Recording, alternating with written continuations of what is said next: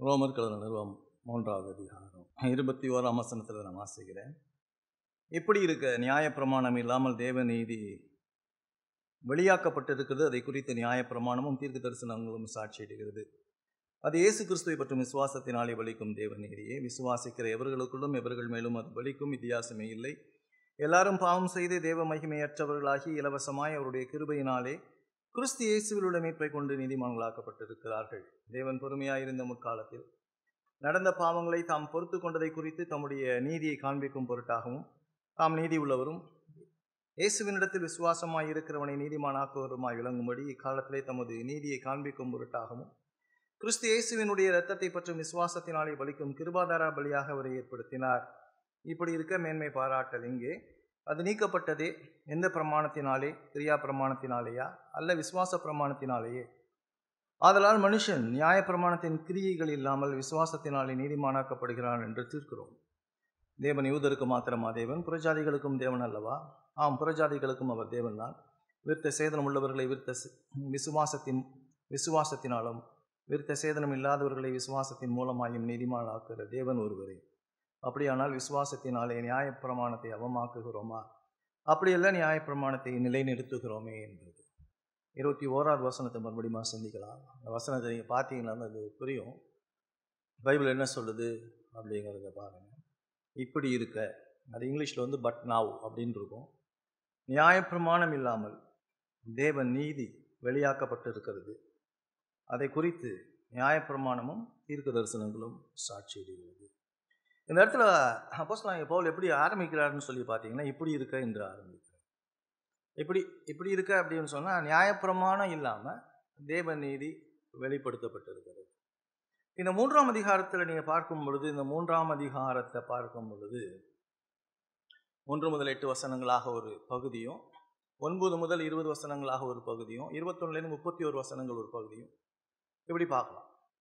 இப்போ இதை பார்க்குறப்ப ஃபர்ஸ்ட் சாப்டரில் ரோமர் கழுதின 1ஆம் அதிகாரத்தில் நம்ம பார்க்கும் பொழுது 16ஆம் வசனத்தில் நீங்கள் பார்த்தீங்க, 16-17 பார்க்கும் பொழுது கிறிஸ்துவின் சுவிசேஷத்தை குறித்து நான் வெட்கப்படேன். முன்பு யூதரிலும் பின்பு கிரேக்கரிலும் விசுவாசிக்கிற நேமனும் அவனுக்கு ரட்சிப்புண்டாவதற்கு தேவபலனாயிருக்கிறது.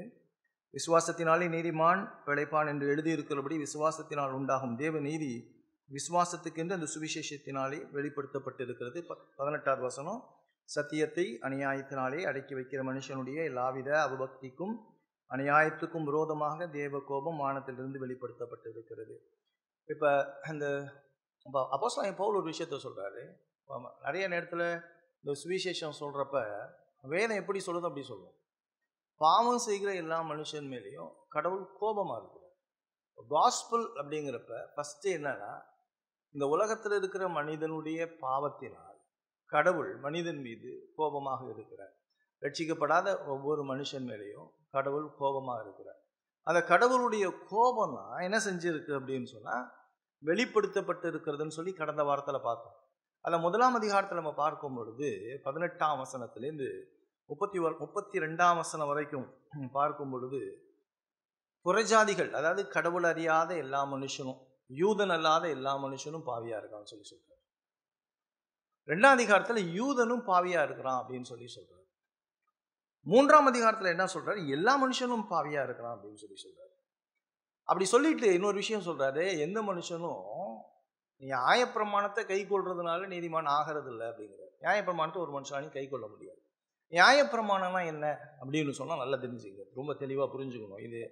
இதுதான் அந்த சுவிசேஷத்தை சொல்றதுக்கு முன்னால் இதுக்கு நல்லா தெரிஞ்சுக்கணும். நியாயப்பிரமாணம்னா என்ன அப்படின்னா, கடவுள் எந்த அளவுக்கு நீதியா, இல்லாட்டி கடவுள் எந்த அளவுக்கு பரிசுத்தமா, கடவுள் எந்த அளவுக்கு பாவம் இல்லாதவராக இருக்கிறார் அப்படிங்கிறது தான். இப்போ கடவுள் எப்படி இருக்கிறார் அப்படின்னா, அவர் ஒரே கடவுள். கடவுள் பல கடவுள்லாம் கிடையவே கிடையாது.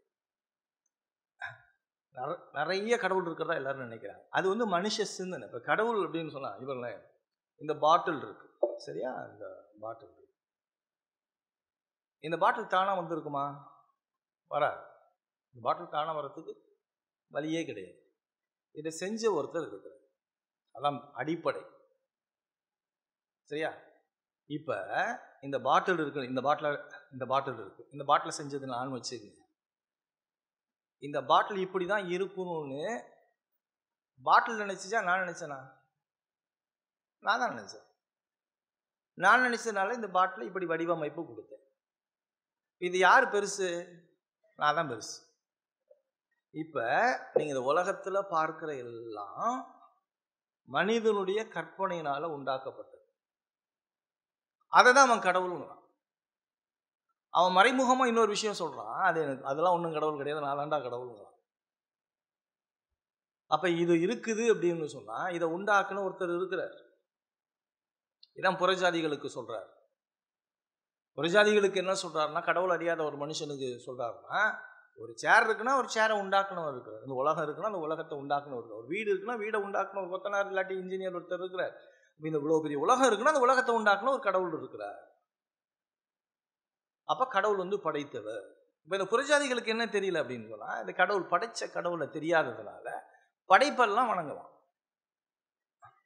பார்க்கறதெல்லாம் வணங்குவான், எதெல்லாம் பார்க்கறானோ தான் செஞ்ச எல்லாத்தையும் வணங்குவான், தான் செஞ்ச எல்லாவற்றையும் வணங்குவான்.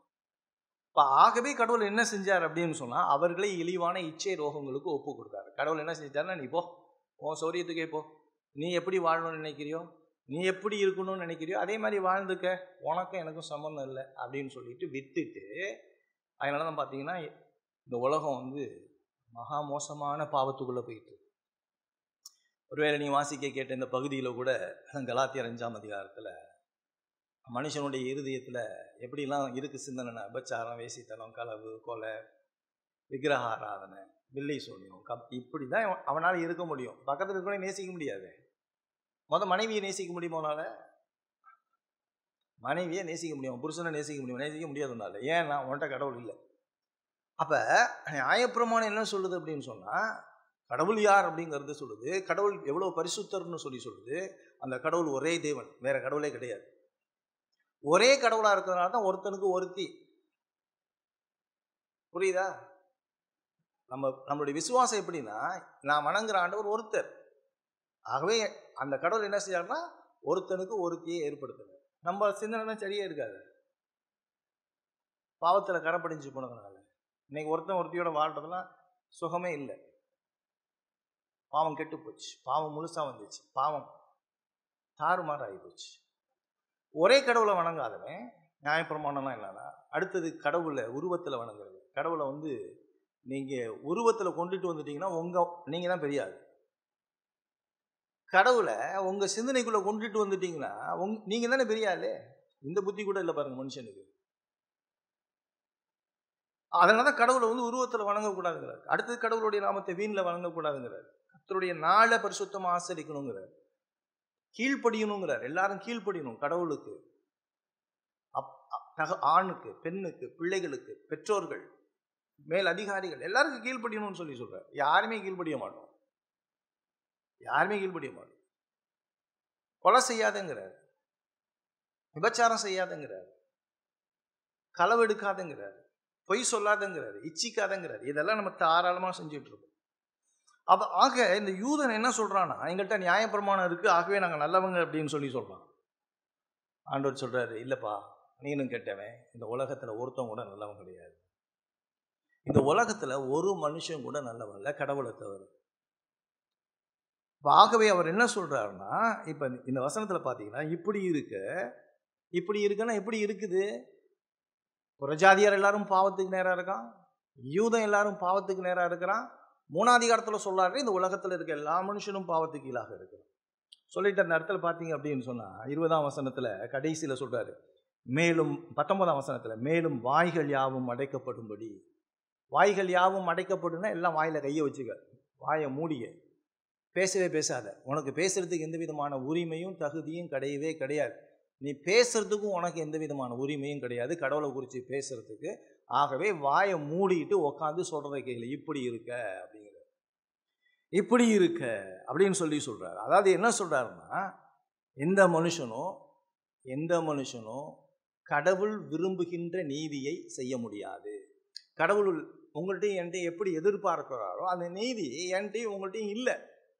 அப்ப அந்த நீதி இல்லாததுனால எந்த மனுஷனும் பூரணமான நியாயப்பிரமாணத்தை கை கொள்ள முடியாது. ஆகவே மனுஷன் பூரணம் இல்லாதவன், மனுஷன் இயலாதவன், மனுஷன் நம்பிக்கை இல்லாதவன், கடவுளை விட்டு தூரம் போனவன்.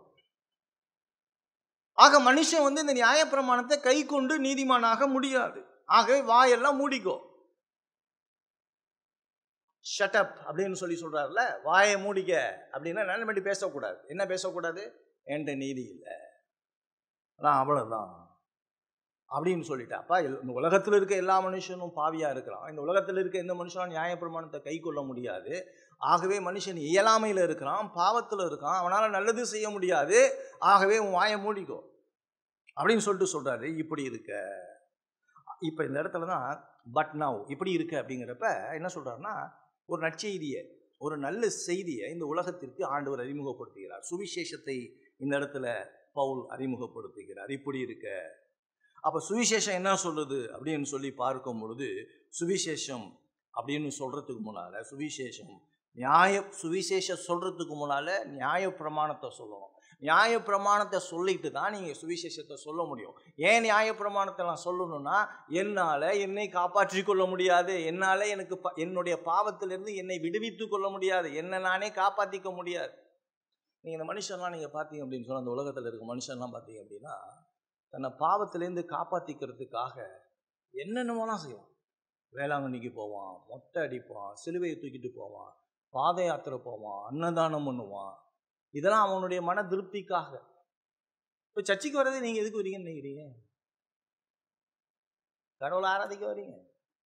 ஒரு பயம்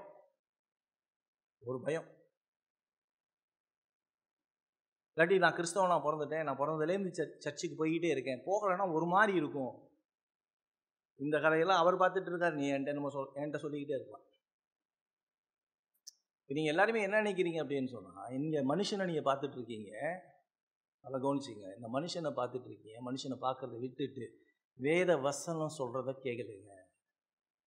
எப்பொழுதுமே இங்கே வந்து இந்த பர்ஃபார்மரை தான் பார்த்துட்டு இருப்பான் மனுஷன். பர்ஃபார்மர் இல்லை, இங்கே பர்ஃபார்ம் பண்ணுறதே வேத வசனம் தான். பைபிள் என்ன சொல்லுது, கடவுளுடைய வார்த்தை என்ன சொல்லுது, கடவுள் உன்னோட பேசுகிறார். இப்படி இருக்க சுவிசேஷத்தை சொல்கிறதுக்கு முன்னால் நியாயப்பிரமாணத்தை சொல்லு. முதல்ல நீ புரிஞ்சுக்கோ, நீ பாவத்தின் கீழாக இருக்கிறாய். இப்போ பாவத்தின் கீழாக இருக்கிறதுனால உன்னை நீ ரட்சித்து கொள்ள முடியாது. அடுத்தது, நீ ஆதாமுடைய சந்ததியாக இருக்கிறாய், நீ ஆதாமுடைய பிறப்பு. நான் மரிச்சவன். ஆதாமுடைய பிறப்புனா என்ன? என்னால் நல்லது செய்ய முடியாது. கடவுள் ஆதாம் ஏவாள் மூலமாக இந்த முழு உலகத்தையும் உண்டாக்குனார். ஆதாம் பாவம் செஞ்சால் அந்த முழு உலகமும் பாவத்துக்குள்ளாகி போச்சு. இப்போ ஆதாமுடைய பிறப்பு எல்லாமே, இப்போ நீங்கள் கலாத்தியரில் வாசிங்களா, அது மட்டும் தான் செய்ய முடியும், வேறு எதுவுமே செய்ய முடியாது. இந்த உலகத்தில் எந்த மனுஷனும் நல்லது செய்யவே முடியாது, ஒரு நல்லது கூட செய்ய முடியாது. அவன் நல்லதுன்னு செய்கிறது தன்னுடைய சுய பெருமைக்காக, அதுக்கு தான் செய்ய முடியும். ஒரு காசு கொடுக்குறான் அப்படின்னா அதில் வந்து ஒரு வால் போஸ்டர் அடித்து கொடுப்பான். சோறு போடுறான்னா வால் போஸ்டர் அடித்து தான் கொடுப்பான்.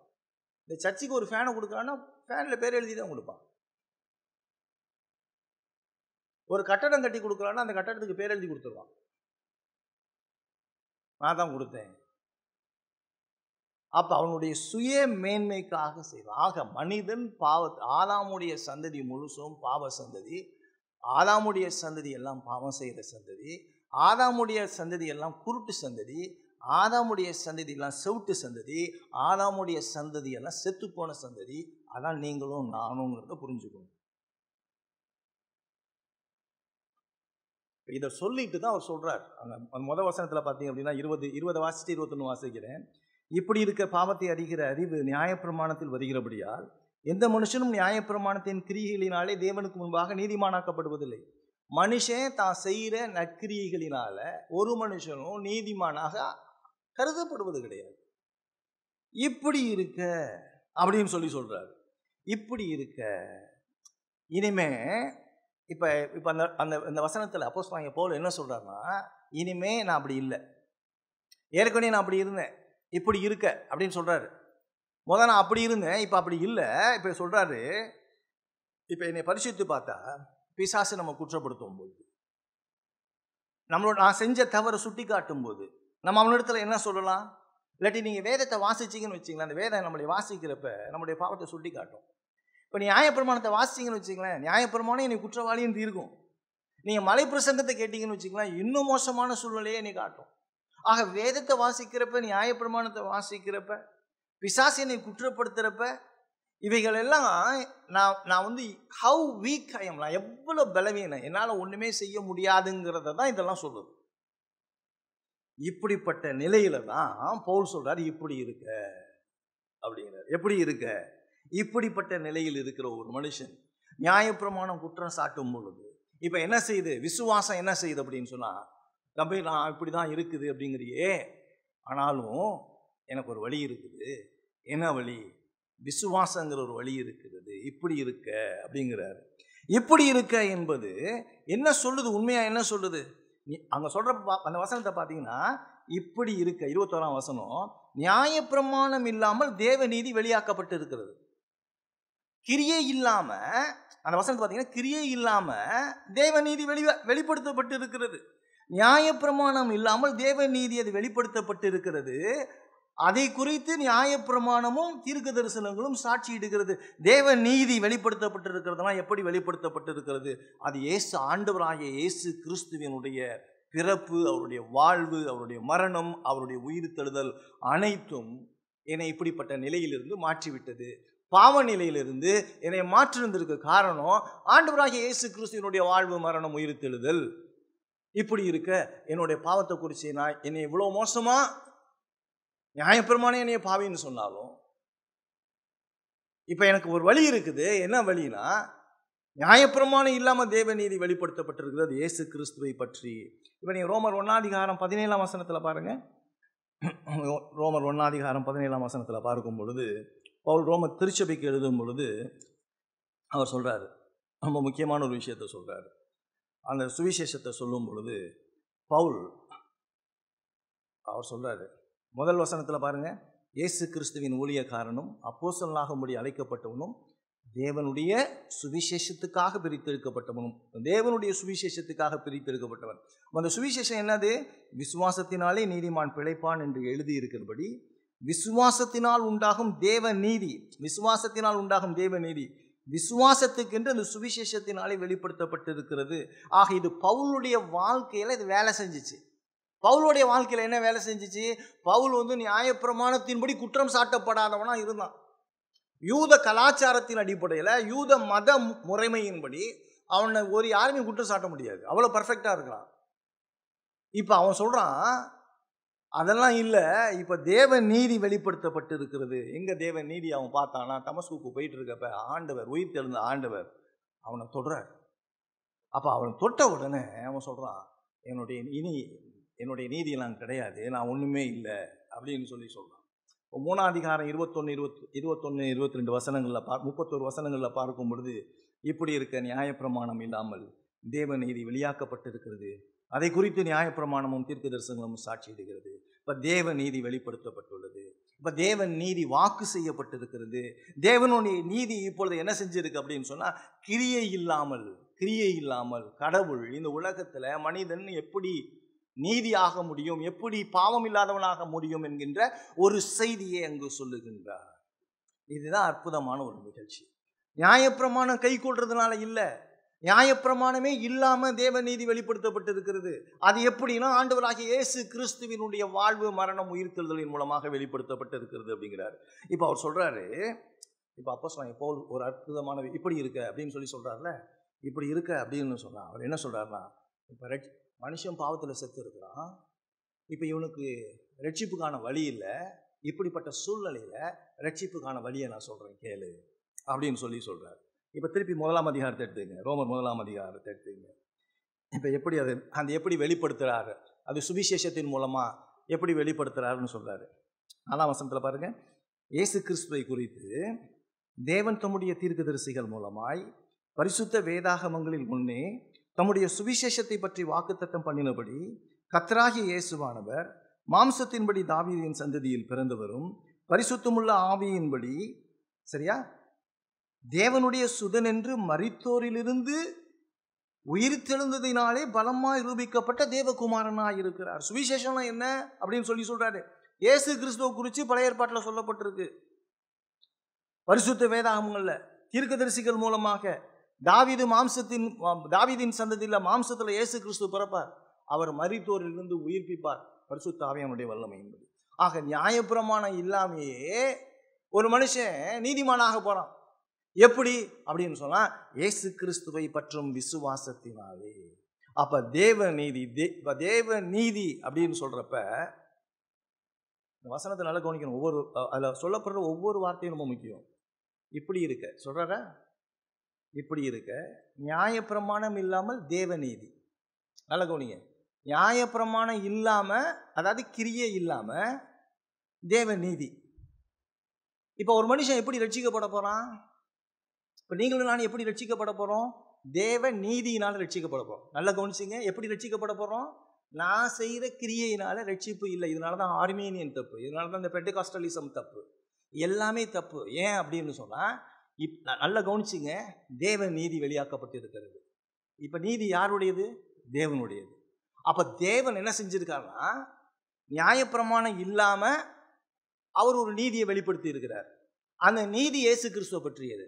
அப்ப இந்த சுவிசேஷங்கிறது முதல் ஆரம்பிக்கும் பொழுது தேவனுடைய சுவிசேஷம். அது தேவனுடைய சுவிசேஷம் இயேசு கிறிஸ்துவை பற்றினது. ஆக இப்ப இந்த ரட்சிப்பை யாரு திட்டம் பண்ணா? நல்லா கவனிச்சிங்க. சுவிசேஷத்தை இல்லாட்டி ரட்சிப்பை நீங்களும் நானும் பாவத்திலேருந்து விடுதலையாக்கப்பட போறோங்கிறத யாரு திட்டம் பண்ணா? பிதாவான கடவுள். பிதாவான கடவுள் தான் ரட்சிப்பை திட்டம் பண்ணுகிறார். அவர் தான் சுவிசேஷத்தை துவக்கியவர். சுவிசேஷத்திற்கு காரணர் பிதாவான தேவன். ஆக இது எல்லாம் நல்லா கவனிச்சிங்க. இந்த தேவநீதி வெளியாக்கப்பட்டு இருக்கிறது. தேவநீதி நியாயப்பிரமாணம் இல்லாம தேவநீதி. இப்ப இந்த தேவநீதி யாருடைய நீதி? கடவுளுடைய நீதி. இது யார் ஆரம்பிச்சது? பிதாவான கடவுள். மனுஷனை ரட்சிக்கணும்னு திட்டம் பண்ணது யாரு? பிதாவான கடவுள். இப்ப கடவுள் மனுஷனை ரட்சிக்கிறதுக்கு பிதாவான கடவுள் திட்டம் பண்றாரு. அப்ப பாவம்லாம் யாரை சார்ந்தது? நம்ம செய்யற பாவம் யாருக்கு விரோதமானது? பிதாவான கடவுளுக்கு விரோதமானது. பாவங்கிறதே எப்பொழுதும் நல்லா மனசுல வச்சுக்கங்க. நீங்களும் நானும் எதுக்காக செய்யறது கிடையாது. உங்களுக்கு விரோதமா நான் செய்யறது, எனக்கு விரோதமா நீங்க செய்யறது கிடையாது. நீங்களும் நானும் செய்யற பாவம் முதலாவது உங்களுக்கு சிந்தனை என்ன வரணும்னா, நான் செய்யற பாவம் கடவுளுக்கு எதிரானதுங்கிற சிந்தனை வரணும். ஆக சுவிசேஷத்தை பொறுத்தவரை சொல்லுது பிதாவான கடவுள் ரட்சிப்பை திட்டம் பண்ணுகிறார். ஆக பாவம் கடவுளுக்கு தேவனுக்கு விரோதமானது. பாவம் பாவம்னா நல்லா தெரிஞ்சுங்க. பாவம்னா நீங்களும் நான் ஏதோ செஞ்சது கிடையாது. நம்ம அப்படிதான் நினைக்கிறோம். நம்ம அந்த நிலையிலிருந்து குறைஞ்சிட்டோம் அப்படின்னு நினைக்கிறோம். ஏதோ நம்ம பாவம் செஞ்சதுனால நம்ம வாழ்க்கையில் ஏதோ சந்தோஷம் இல்லாம போச்சு அப்படின்னு நம்ம நினைக்கிறோம். இல்லப்பா, அது இல்லை. விஷயம் என்ன அப்படின்னு சொன்னா, நான் செஞ்ச பாவம் முதலாவது கடவுளுக்கு விரோதமா. எப்ப ஒரு மனுஷன் தன்னுடைய பாவத்தை சக மனுஷனுக்கு செஞ்சாங்கிறத விட கடவுளுக்கு விரோதமா செஞ்சான்னு சொல்லி சிந்திக்கிறானோ, அப்பதான் அவனால பாவம் செய்யாம இருக்க முடியும். நான் பொண்டாட்டி ஏமாத்திட்டேன், புருஷனை ஏமாத்திட்டேன், இவனை ஏமாத்திட்டேன், அவனை ஏமாத்திட்டேன், ஐயோ பாவம் செஞ்சுட்டேன், பொய் சொல்லிட்டேன், நான் திருடிட்டேன் அப்படின்னா, நீ தம்பி இது இப்படி நீ எப்படி நினைக்கிறோன்னா, இப்படி பார்க்குறீங்க பாவத்தை, இப்படி பார்க்குறீங்க. இப்படி பார்த்தீங்கன்னா நீங்கள் திருப்தி ஆகிடுவீங்க. இப்படி பார்க்குறத விட்டுட்டு மேலே பாருங்க. நீ செஞ்ச பாவம் கடவுளுக்கு விரோதமானது. நீ பொய் சொன்னியா, அது கடவுளுக்கு விரோதமானது. நீ திருடுனியா, அது கடவுளுக்கு விரோதமானது. நீ விபச்சாரம் பண்ணியா, அது கடவுளுக்கு விரோதமானது. தாவீது பாவம் செஞ்ச உடனே, பத்சேபாள்கிட்ட பாவம் செஞ்ச உடனே, நாத்தான்வேல் சொன்ன உடனே அவன் சொல்கிறான், என்ன தெரியுமா சொன்னான்? தேவனே, நான் உனக்கு உமக்கு விரோதமாக நான் பாவம் செஞ்சேன். நான் பத்சேபாளுக்கு உரியாவுக்கு விரோதமாக பாவம் செஞ்சேன்னு சொல்கிறத விட்டுட்டு, ஆண்டவரே நான் உமக்கு விரோதமாக நான் பாவம் செஞ்சேன். பாவங்கிறது எப்பொழுதும் பிதாவான தேவனுக்கு விரோதமானது பாவம். நாம் நினச்சிக்கிறோம், நம்ம என்ன நினச்சிக்கிட்டோம், பாவம் என்பது நாம் ஏதோ செஞ்சிட்டோம், ஏதோ தோற்று போனோம், நமது நிலையிலிருந்து கீழே வந்துட்டோம், என் வாழ்க்கையில் ஏதோ சந்தோஷம் இல்லைன்னு நினைக்கிறோம். இல்லைப்பா, அதை விட ரொம்ப மிக மோசமான ஒரு விஷயம், நீ தேவனுக்கு விரோதமாக பாவம் செய்து விட்டாய். உன் பாவத்தை தேவனோடு தொடர்பு படுத்திப்பார். தேவனுக்கு விரோதமாக பாவம் செய்து நீ தேவனுக்கு விரோதமாக மாறினாய். பிரச்சனை என்னன்னா, கடவுளுக்கும் மனுஷனுக்கும் பிரச்சனை.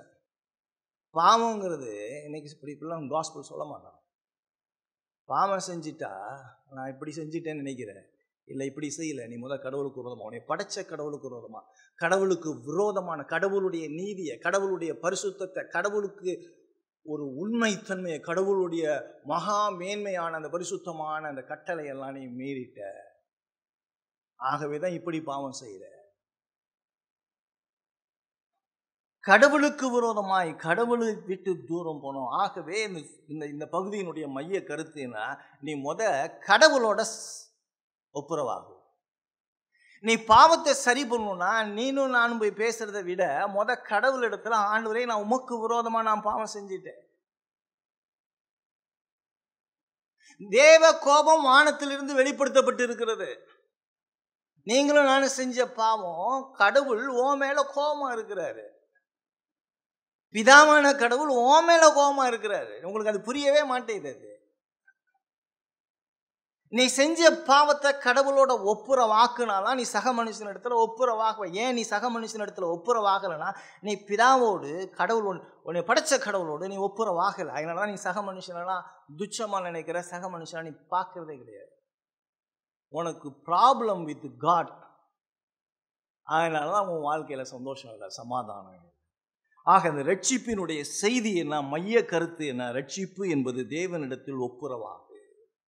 கடவுளிடத்தில் சரியாக go and compromise, reconcile with God. சுவிசேஷம் என்ன? நான் கடவுளுக்கு விரோதமா பாவம் செஞ்சிட்டேன். சுவிசேஷம் என்ன? பிதாவான தேவனுக்கு விரோதமாக நான் பாவம் செஞ்சிட்டேன். அவரை விட்டு நான் தூரம் போயிட்டேன். அவரை கோபப்படுத்திட்டேன். அவருடைய கோபத்துக்கு கீழாக இருக்கிறேன். ஆண்டவரே நான் சரியில்லை, ஆண்டவரே என்னை மன்னிங்கன்னு சொல்லி தேவனிடத்துல ஒப்புரவாகும். ஏன்னா இதில் பார்த்தீங்க அப்படின்னு சொன்னால் அந்த அடுத்த காரியம் அவர் சொல்கிறாரு. இந்த 3ஆம் அதிகாரத்தில் பார்த்தீங்கன்னா, இப்படி இருக்கிற நியாயப்பிரமாணம் இல்லாமல் தேவ நீதி வெளியாக்கப்பட்டு இருக்கிறது அப்படின்னு சொல்கிறாரு. இப்போ தேவ நீதி வெளியாக்கப்பட்டு இருக்கிறது அப்படின்னு சொல்கிறப்ப இந்த இடத்துல பிதாவான தேவனே ரட்சிப்பின் வழியை கொடுத்தார். பிதாவான தேவன் ரட்சிப்பின் காரியங்களை குமாரனிடத்தில் கொடுத்தார்.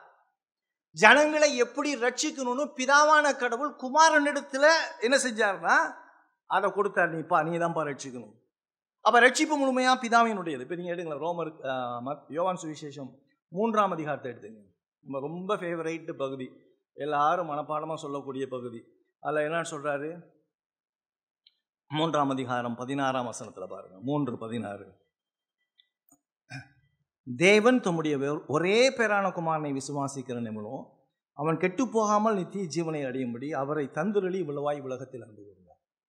அந்த வசனம் என்ன சொல்லுது? ரொம்ப கிளியரான ஒரு விஷயத்த சொல்லுது.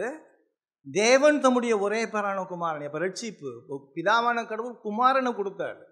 அப்ப ரட்சிப்பை திட்டம் பண்ணது யாரு? யார் திட்டம் பண்ணா? பிதாவான கடவுள். அப்ப ரட்சிப்பு பிதாவான கடவுளால், ரட்சிப்பின் வழி பிதாவாகிய தேவனையும் திரித்துவ ஏக தேவனையும் சார்ந்தது. இப்ப ரட்சிப்புல திரித்துவ தேவனை பிரிச்சிட முடியாது. ஆக இந்த ரட்சிப்பை திட்டம் பண்ணது மனுஷன் பாவம் செஞ்ச பிற்பாடு கடவுள் ஒரு வழியை ஏற்படுத்துறாரு. அது குமாரன் மூலமா நீங்க என்னிடத்துல ஒப்புரவாகும். அந்த வழியை தான் ஏற்படுத்தாரு. இப்போ 1 பேதுரு எடுத்துங்க. 1 பேதுரு 3ஆம் அதிகாரத்தை எடுத்துங்க. 1 பேதுரு 3ஆம் அதிகாரம்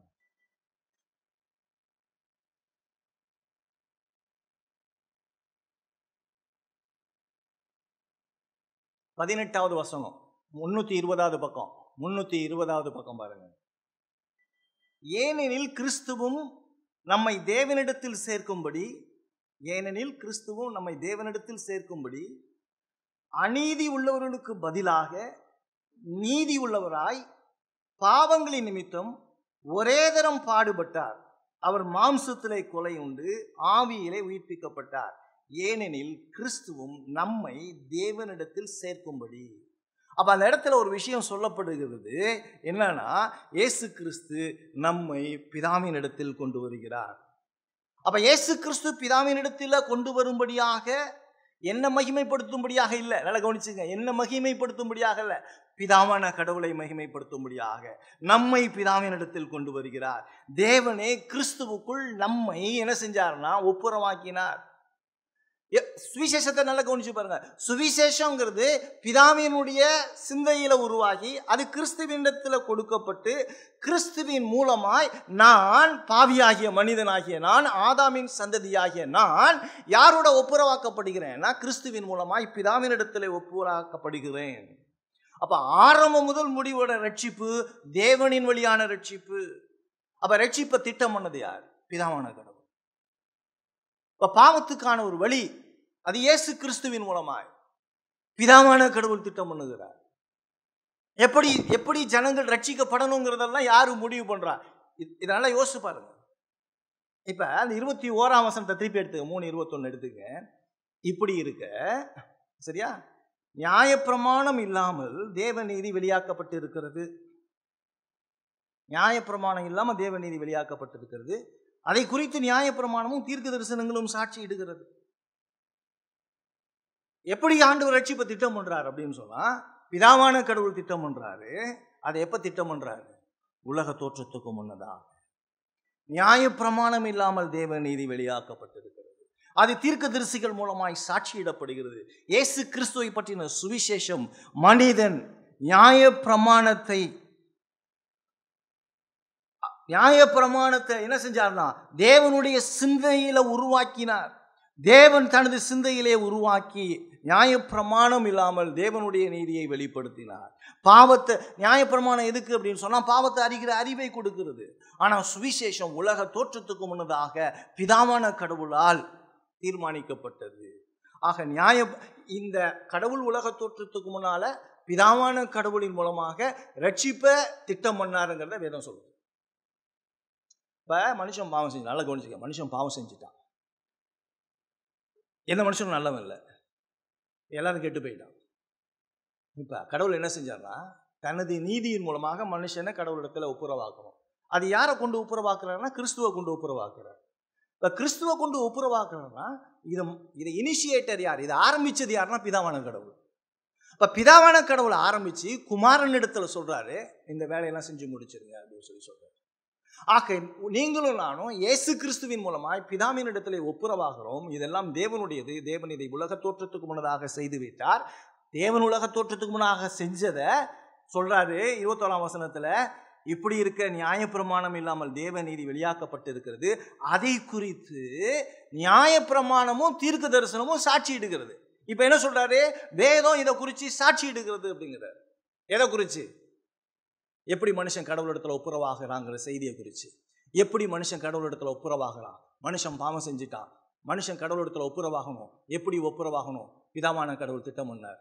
பிதாவான கடவுள் எப்ப திட்டம் பண்ணார்? உலக தோற்றத்துக்கு முன்னதாக திட்டம் பண்ணார். என்னத்தை திட்டம் பண்ணார்? கிறிஸ்துவின் மூலமாய் பாவிகள் கிறிஸ்துவின் மூலமாய் ஒப்புரவாக்கப்பட வேண்டும். இதைதான் நியாயப்பிரமாணமும் தீர்க்க தரிசனமும் சொல்லுதுங்கிறார். இப்ப பைபிள் எடுத்துக்க. ஃபர்ஸ்ட் 5 books எழுதுனது யாரு? முதல் 5 புஸ்தகங்கள் எழுதினது மோசே. மோசே முதல் 5 புஸ்தகங்கள் எழுதினார். அப்ப சொல்றாரு அந்த வசனத்துல பாத்தீங்கன்னா, இதை குறித்து நியாயப்பிரமாணத்தில் எழுதினது யாரு? மோசே. முதல் 5 புஸ்தகத்தை எழுதினது. இப்ப ஆதியாகமம் 3ஆம் அதிகாரம் 15ஆம் வசனத்துல ஆதாம் முதல் பாவம் செஞ்ச உடனே ஆண்டவர் ஏற்படுத்தின வழி என்ன தெரியுமா? உன் வித்துக்கும் அவள் வித்துக்கும் பகை உண்டாக்குவேன். உன் வித்துக்கும் அவள் வித்துக்கும் பகை உண்டாக்குவேன், ஸ்திரீயின் வித்துக்கும். அப்ப ஆண்டவர் முதல் ரட்சிப்பின் செய்தியை எங்க சொல்றாருன்னா, பாவம் செஞ்ச உடனே நியாயப்பிரமாணத்திலே சொல்லிட்டார், உனக்கு ரட்சிப்புக்கான வழி கிரியை இல்லை, ரட்சிப்புக்கான வழி ஸ்திரீயின் வித்து, அது கிறிஸ்து அப்படின்றார்.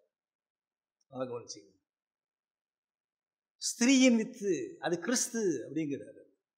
அப்படி சொல்லிட்டு அடுத்து திருப்பி 12ஆம் அதிகாரத்தில் எடுத்துக்கிட்டீங்க அப்படின்னு சொன்னா 3ஆம் வசனத்தில் ஆபிரகாம் அழைக்கிறார்ல ஆண்டவர். ஆபிரகாம் அழைச்சி சொல்றாரு, உனக்குள் சகல ஜாதிகளும் ஆசீர்வதிக்கப்படும் அப்படிங்கிறார். உனக்குள்ளாக சகல ஜாதிகளும் ஆசீர்வதிக்கப்படும் அப்படின்னு சொன்னா இந்த யூத சரித்திரத்துல மேசியாங்கிறவர் வரப்போறாரு. இப்ப ஆபிரகாம் எப்படி நீதிமானாக்கப்பட்டான்? விசுவாசத்தினால நீதிமானாக்கப்பட்டாங்கிறத ஆதியாகமம் 17ஆம் அதிகாரம் சொல்லுது. பாருங்க, ஆதியாகமம் 17ஆம் அதிகாரத்தை எடுத்து. ஆதியாகமம் 17ஆம் அதிகாரத்துல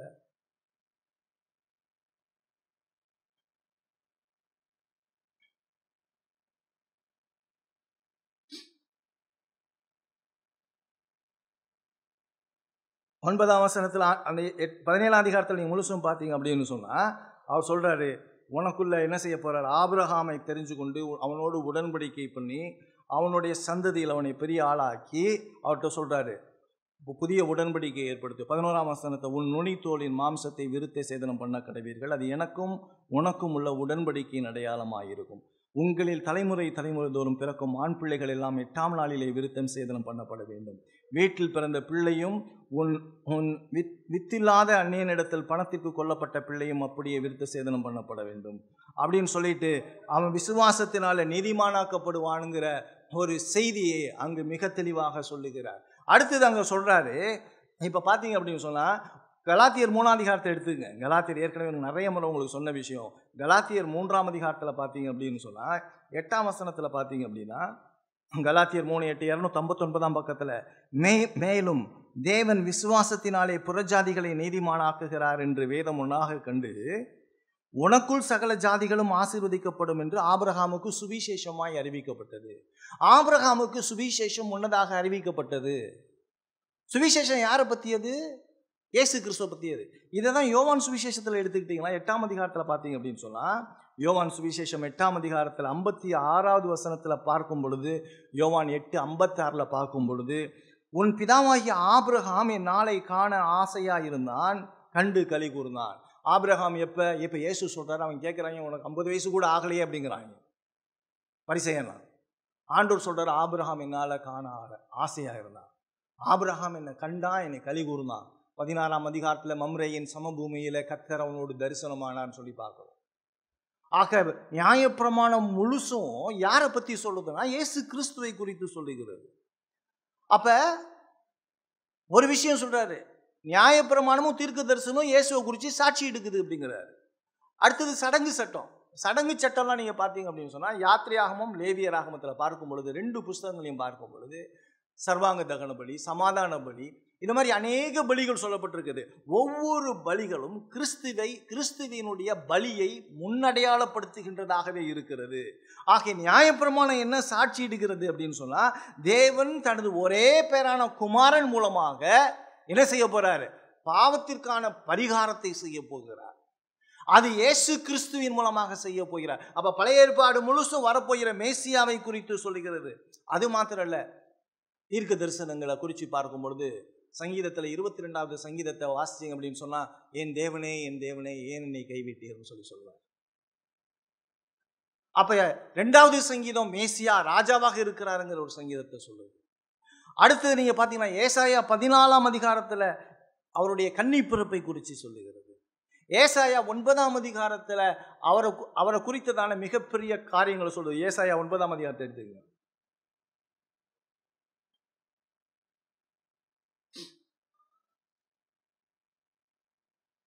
ஏசாயா 7:14 ஆதலால் ஆண்டவர் தாமே உங்களுக்கு ஒரு அடையாளத்தை கொடுப்பார், இதை ஒரு கன்னிகை கற்போதியாகி ஒரு குமாரனை பெறுவார், அவருக்கு இம்மானுவேல் என்று பெயரிடுவாயாக. இதான் மத்தேயு 1ஆம் அதிகாரம் 23ஆம் வசனத்தில் சொல்லப்பட்டிருக்கு. 9ஆம் அதிகாரத்தில் பாருங்க 6ஆம் வசனத்தில், நமக்கு ஒரு பாலகன் பிறந்தார், நமக்கு ஒரு குமாரன் கொடுக்கப்பட்டார், கர்த்தத்துவம் அவர் தோளின் மேல் இருக்கும், அவர் நாமம் அதிசயமானவர், ஆலோசனை கர்த்தர், வல்லமையுள்ள தேவன், நித்திய பிதா, சமாதான பிரபு எனப்படும். அடுத்ததாக நீங்க பார்த்தீங்க அப்படின்னு சொன்னா 40ஆவது அதிகாரத்தில் பார்த்தீங்கன்னா ஏசாயா 40ல் நீங்க பார்த்தீங்க அப்படின்னு சொன்னா அடுத்த ஒரு முக்கியமான ஒரு விஷயம் சொல்லப்படுகிறது. மேசியாவுக்கு முன்னதாக வரப்போகிறவர் யார் என்று சொல்லப்படுகிறது. 40ஆம் அதிகாரம் 3ஆம் வசனம், கர்த்தருக்கு வழியை ஆயத்தப்படுத்துங்கள், அவாந்தர வெளியிலே தம்முடைய தேவனுக்கு பாதையை சிதை பண்ணுங்கள் அப்படின்னு சொல்லுவார். இயேசு கிறிஸ்து வரப்போகிறதை குறித்து தீர்க்க தரிசனங்கள் சாட்சியிடுகிறது. இப்போ எடுத்துங்க எரேமியாவின் புஸ்தகத்தை எடுத்துங்க. எரேமியாவின் புஸ்தகம் 23ஆவது அதிகாரத்தை ரொம்ப மிக முக்கியமான ஒரு வசனம். எரேமியா 23 6வது வசனத்தை பாருங்க. பக்கம் 903 பார்த்தீங்கன்னா, அவர் நாட்களில் யூதா ரட்சிக்கப்படும், இஸ்ரவேல் சுகமாய் வாசம் பண்ணும், சரியா, அவருக்கு இடும் நாமம் நமது நீதியாய் இருக்கிறது, அவருக்கு இடும் நாமம் நமது நீதியாய் இருக்கிற கர்த்தர் என்பது. அவருக்கு இடும் நாமம் என்னமா? நமது நீதியாய் இருக்கிற கர்த்தர். எனக்கு யார் நீதி அப்படின்னு சொன்னா, கர்த்தர் எனது நீதியாய் இருக்கிறார், அவர் நீதியின் ஆண்டவர் என்று அழைக்கப்படுகிறார். இதை தான் தீர்க்க தரிசனம் சாட்சி சொல்லுது. இப்ப தீர்க்க தரிசனம் எதை குறித்து சாட்சி இடுகிறது? நியாயப்பிரமாணம் எதை குறித்து சாட்சி இடுகிறது? மேசியாவை குறித்து சாட்சி இடுகிறது. தீர்க்க தரிசனம் எதை குறித்து சாட்சி இடுகிறது? இயேசு கிறிஸ்துவினுடைய நீதியை குறித்து சாட்சி இடுகிறது. தானியேல் 9ஆம் அதிகாரத்தில் மேசியா சங்கரிக்கப்படுவாருங்கிறத சாட்சி இடுகிறது. இதை தான் ஒட்டு மொத்தமாக சொல்றாரு. நீங்க எடுத்துங்க. இப்ப லூக்கா சுவிசேஷம் 24வது அதிகாரத்தை எடுத்துங்க. லூக்கா 24வது அதிகாரத்தை எடுத்துங்க. லூக்கா 24:44 வசனத்தை பாருங்க. லூக்கா 24:44. இயேசு அவர்களை நோக்கி, மோசேயின் நியாயப்பிரமாணத்திலும் தீர்க்கதரிசிகளின் ஆகமங்களிலும் சங்கீதங்களிலும் என்னை குறித்து எழுதியிருக்கிறவைகள் எல்லாம் நிறைவேறியதென்று நான் உங்களோடு இருந்த பொழுது உங்களுக்கு சொல்லிக் கொண்ட விசேஷங்கள் இவைகளே.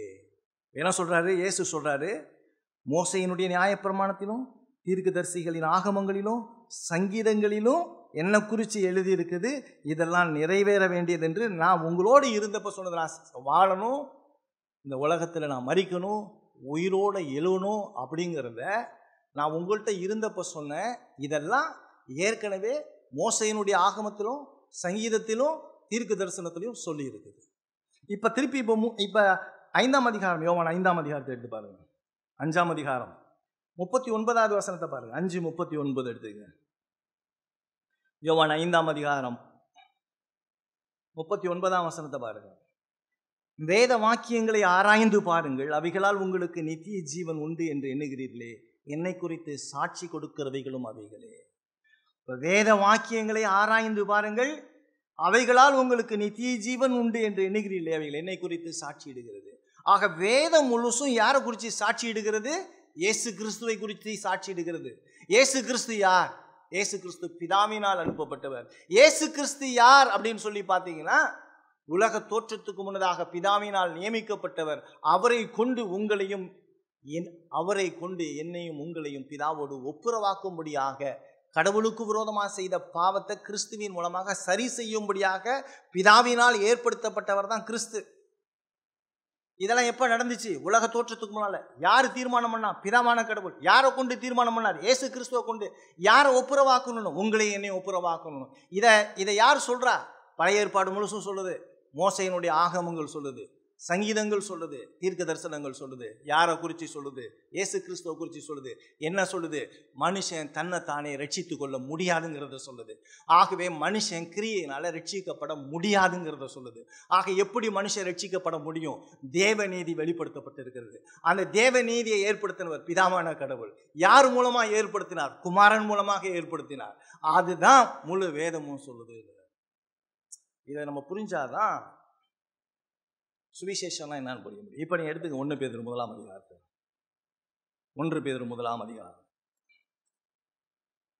10-11 வசனங்கள். 1 பேதுரு 1ஆம் அதிகாரம். இப்போ இதே விஷயம் நம்ம பார்த்த விஷயத்தினுடைய ஒரு சுருக்கமாக அந்த வசனம் சொல்றது பாருங்க. 10-11 வசனங்களை பாருங்க. பக்கம் 317. உங்களுக்கு உண்டான கிருபையை குறித்து தீர்க்க தரிசனம் சொன்ன தீர்க்க தரிசிகள் இந்த ரட்சிப்பை குறித்து கருத்தாய் ஆராய்ந்து பரிசோதனை பண்ணினார்கள். தங்களில் உள்ள கிறிஸ்துவின் ஆவியானவர் கிறிஸ்துவுக்கு உண்டாகும் பாடுகளையும் அவருக்கு பின்வரும் மகிமைகளையும் முன்னறிவித்த போது இன்னென்ன காலத்தை குறித்தார் என்பதையும் அந்த காலத்தின் விசேஷம் என்னதென்பதையும் ஆராய்ந்தார்கள் என்று சொல்கிறார். இங்க சொல்றது என்ன அப்படின்னா, ஆண்டவருக்கு நிகழ்ந்த நிகழ்ச்சிகள் எல்லாம், அதாவது இயேசுவுக்கு நிகழ்ந்த நிகழ்ச்சிகள் எல்லாம் பழைய ஏற்பாட்டில் தீர்க்க தரிசனமாகவும் முழுசுமா சொல்லப்பட்டிருக்கு. ஆக வேதம் முழுசும் யாரை பற்றி பேசுது அப்படின்னு சொன்னால் இயேசுவை குறித்து பேசுது. இயேசு கிறிஸ்து யாரு அப்படின்னு சொன்னால் பிதாவினால் இந்த உலகத்தில் பாவ மனுஷனுக்கு ஏற்படுத்தப்பட்ட தேவன் நீதி. அவர் யார்? பிதாவின் திரித்துவத்தினுடைய 2வது நபர். அவர் மூலமாக தான் இந்த பாவம் சரி செய்யப்பட முடியும். அவர் இல்லாமல் பாவம் சரி செய்ய முடியாது. இதை குறித்து நீங்கள் தெரிஞ்சுக்கணுன்னா முழு வேதத்தையும் படிக்கணும், பழைய ஏற்பாடையும் படிக்கணும், புதிய ஏற்பாடையும் படிக்கணும். நல்லா கவனிச்சிங்க. பழைய ஏற்பாட்டில் இன்றைக்கி நிறைய பேர் என்ன சொல்கிறாங்கன்னா, பழைய ஏற்பாட்டில் ரட்சிப்பு வேறு விதமானு சொல்லி சொல்கிறாங்க. பழைய ஏற்பாடு இல்லை, இன்றைக்கி அவசியம் இல்லைன்னு சொல்லி சொல்கிறாங்க. அதெல்லாம் கிடையாது. பழைய ஏற்பாடு இல்லாமல் புதிய ஏற்பாடு கிடையாது. ஆக 2 புஸ்தகங்களையும் 66 புஸ்தகங்களையும் நீங்கள் வாசிக்கணும். 66 புஸ்தகங்களும் இயேசுவை குறித்து மட்டும்தான் சொல்லுது. 66 புஸ்தகம் இல்லாமல் ரட்சிப்பை குறித்து நீங்கள் புரிஞ்சிக்க முடியாது. ஆகவே பழைய ஏற்பாடு அவசியம், புதிய ஏற்பாடு அவசியம், 66 புஸ்தகங்களும் அவசியம். இதுதான் 1689 விசுவாச அறிக்கை நம்மளுக்கு கற்றுக் கொடுக்கிறது. 66 புஸ்தகங்களிலும் கிறிஸ்து இருக்கிறார் என்று சொல்லுகிறார். இன்னைக்கு நிறைய பேர் பழைய ஏற்பாடு அவசியம் இல்லைன்னு சொல்லுவாங்க. அதெல்லாம் கள்ள போதனை. இப்போ இப்படி பார்க்கும் பொழுது பழைய ஏற்பாடு, புதிய ஏற்பாடு, பழைய ஏற்பாட்டினுடைய நிறைவேறுதல். பழைய ஏற்பாடு புதிய ஏற்பாடு என்ன சொல்லுது அப்படின்னு சொன்னால், பழைய ஏற்பாட்டில் சொல்லப்பட்ட எல்லா நிகழ்ச்சிகளும் புதிய ஏற்பாட்டில் நிறைவேற்றப்பட்டுருச்சு அப்படின்னு சொல்றாரு. என்னென்னலாம் இயேசு கிறிஸ்துவை குறித்து தீர்க்க தரிசனமாக சொல்லப்பட்டுச்சோ அதெல்லாம் நிறைவேறிடுச்சு. மேலும் பழைய ஏற்பாடு நியாயப்பிரமாணம் நம்மளுக்கு என்ன சொல்லுது அப்படின்னு சொன்னால், என்னை கிறிஸ்துவினிடத்தில் நடத்துகிறது. நியாயப்பிரமாணம் என்னை கிறிஸ்துவினிடத்தில் நடத்துகிறது. நியாயப்பிரமாணம் என்னை பாவின்னு சொல்லுது. நியாயப்பிரமாணம் என்னுடைய மோசமான நிலையை சொல்லுது. நியாயப்பிரமாணம் முன்னோக்கி பார்க்க சொல்லுது. நியாயப்பிரமாணம் என் பாவத்தை உணர்த்துது. நியாயப்பிரமாணம் ரட்சிப்பின் வழியே காட்டுது. நியாயப்பிரமாணம் நம்மளை ரட்சிக்காது. நியாயப்பிரமாணம் குறைவுள்ளதாக இருக்கிறது. ஆகவே எனக்கு யாரு தேவை? எனக்கு கிறிஸ்து தேவை. கிறிஸ்து இல்லாமல் ரட்சிப்பு இல்லை. ஆக கிறிஸ்து உங்களையும் என்னையும் ரட்சிப்பதற்காக கிறிஸ்து இந்த உலகத்தில் வந்தார். ஆண்டவராகிய இயேசு கிறிஸ்து இந்த உலகத்திலே மீட்பை கொண்டு வந்தார். இயேசு கிறிஸ்து இல்லாமல் மீட்பு இல்லை. ஆகவே இதை குறித்து நியாயப்பிரமாணமும் தீர்க்க தரிசனங்களும் சாட்சியிடுகிறது. அதாவது அந்த வசனத்தில் பார்த்தீங்கன்னா, இப்போ கை வச்சு பாருங்க. இப்போ இப்படி இருக்க நல்ல கவனிங்க. இப்படி இருக்க நியாயப்பிரமாணம் இல்லாமல் தேவநீதி வெளியாக்கப்பட்டிருக்கிறது. சரியா? இப்படி இருக்க நியாயப்பிரமாணம் இல்லாமல் தேவநீதி. இப்போ நியாயப்பிரமாணத்தை நம்மளால கை கொள்ள முடியாது. அப்படின்னா என்ன? மனுஷன் செய்கிற நற்காரியங்களினால ரட்சிப்பு கிடையாது. இதை எந்த மனுஷனும் கை கொள்ள முடியாது. நியாயப்பிரமாணம் என்னை குற்றப்படுத்தும், என்னை நியாயம் தீர்க்கும். இப்போ இதுலேருந்து தப்புறதுக்கு என்ன வழி? நியாயப்பிரமாணம் இல்லாமல் வெளிப்படுத்தப்பட்ட தேவநீதி. அது இந்த தேவநீதியை ஏற்படுத்தினது யார்? பிதாவான கடவுள் குமாரன் மூலமாக. குமாரன் அனுப்பி குமாரனுடைய சிலுவை மரணம் உயிர்த்தெழுதலின் மூலமாக பாவம் எனக்கும் பிதாவுக்கும் விரோதமாக இருந்ததுனால நான் பிதாவோடு ஒப்புரவாக்குவதற்காக கடவுள் என்ன செஞ்சார்? நான் குமாரன் மூலமாக என்னை ஒப்புரவாக்கினார். இன்னைக்கு நிறைய நேரத்தில் நம்ம இப்படி சரி செய்ய பார்க்குறோம். இப்படி சரி செய்யறதை விட்டுட்டு நீங்கள் கடவுளை நோக்கி பாருங்கள். ஆண்டவரே, நான் பரத்துக்கு விரோதமாக பாவம் செஞ்சுட்டேன். ஆண்டவரே, உமக்கு விரோதமாக நான் பாவம் செஞ்சுட்டேன்.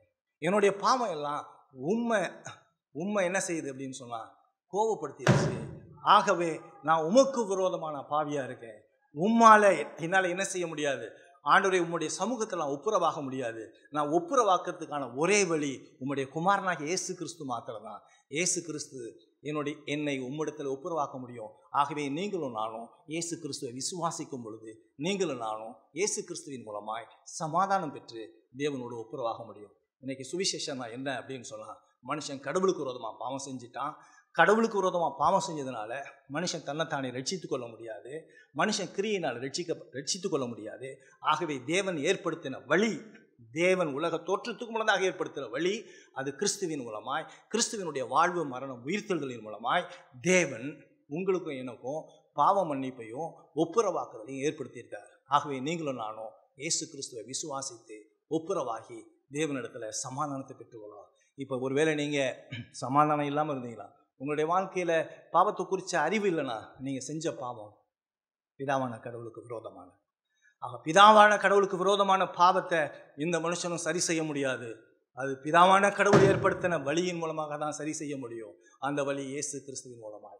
நீங்கள் இயேசு கிறிஸ்துவை விசுவாசித்து நித்திய ஜீவனை பெற்றுக்கொள்ள கர்த்தர் கிருபையும் இரக்கமும் பாராட்டுவாராக. ஆமென்.